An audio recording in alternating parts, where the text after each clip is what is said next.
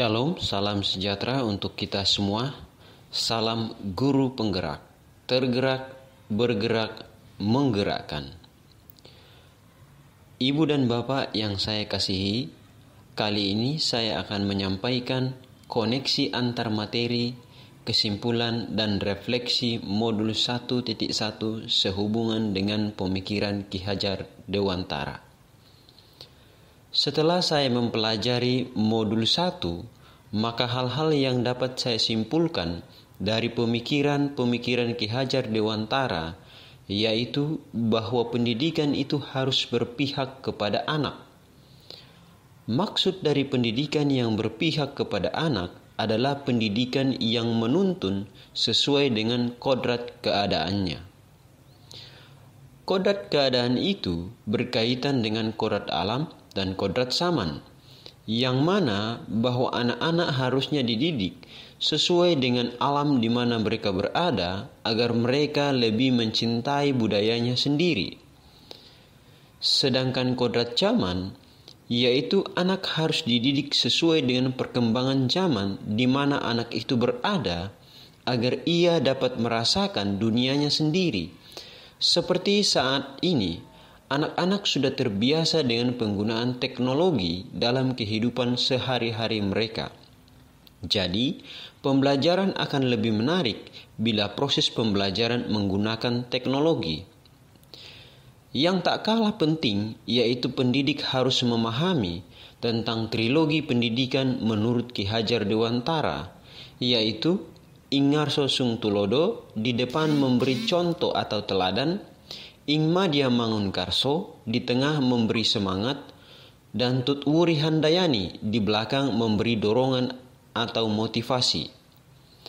Semua itu bisa dicapai bila pendidik memahami pemikiran Ki Hajar Dewantara bahwa pendidik itu diibaratkan seperti seorang petani yang menanam padi, di mana petani hanya merawat tanaman padi itu sampai tanaman itu menjadi padi, tetapi tidak bisa mengubah tanaman padi tersebut menjadi tanaman yang lain.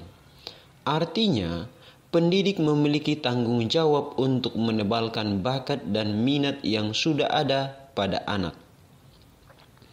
Dan yang paling penting di balik semua itu adalah bahwa pendidik harus memahami pemikiran Ki Hajar Dewantara tentang pendidikan yang menghamba kepada anak, yaitu pendidikan harus memberikan bimbingan atau pelayanan dengan penuh kasih sayang, baik dari segi pengetahuan maupun dari budi pekertinya.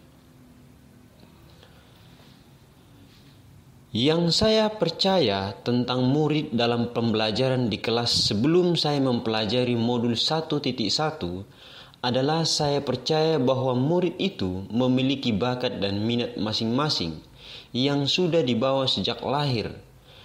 Namun realita yang saya lakukan dalam proses pembelajaran belum mengarahkan atau menuntun murid sesuai dengan bakat dan minatnya.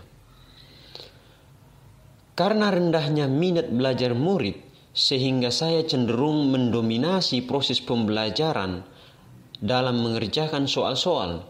Fokus saya masih lebih condong untuk menuntaskan materi secepat mungkin tanpa memperhatikan apakah murid-murid sudah benar-benar paham dengan apa yang saya ajarkan.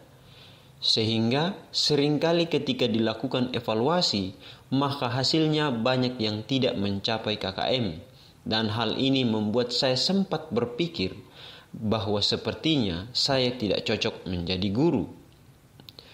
Namun dalam hal karakter, saya sangat menekankan kepada murid agar selalu menjadikan karakter sebagai hal yang pertama untuk ditingkatkan dari waktu ke waktu, karena keterampilan dan pengetahuan bisa didapatkan dimanapun, akan tetapi karakter tidak dapat dibangun dalam waktu yang singkat. Yang berubah dari pemikiran atau perilaku saya setelah mempelajari modul ini adalah saya seharusnya melakukan pembelajaran yang menyeluruh dari aspek pembelajaran, mulai dari aspek kognitif, afektif, psikomotorik, spiritual, sosial, dan budaya. Sebagai pendidik, saya seharusnya memberikan kebebasan kepada murid untuk berekspresi, mengemukakan pendapatnya, dan melakukan kreativitasnya sendiri. Pendidik pun harus lebih sabar dan penuh dengan ketulusan, sama seperti seorang petani yang terus merawat tanamannya hingga tanaman itu menghasilkan buah. Dan yang paling berkesan bagi saya serta mengubah cara pandang saya terhadap murid adalah pemikiran Ki Hajar Dewantara tentang pendidikan yang menghamba kepada anak, di mana saya sebagai seorang pendidik harus memberikan pelayanan terbaik dengan penuh kasih sayang. Ketika saya bisa melakukan hal tersebut, berarti saya sudah bisa menuntun murid kepada kodratnya untuk menjadi manusia merdeka. Yang dapat segera saya terapkan agar kelas saya mencerminkan pemikiran Ki Hajar Dewantara, yaitu mengenali karakter dan latar belakang peserta didik saya secara mendalam dengan membangun komunikasi yang baik. Melaksanakan pembelajaran abad 21, yaitu pembelajaran yang berfokus pada berpikir kritis anak, kreatif, komunikatif, dan kolaboratif.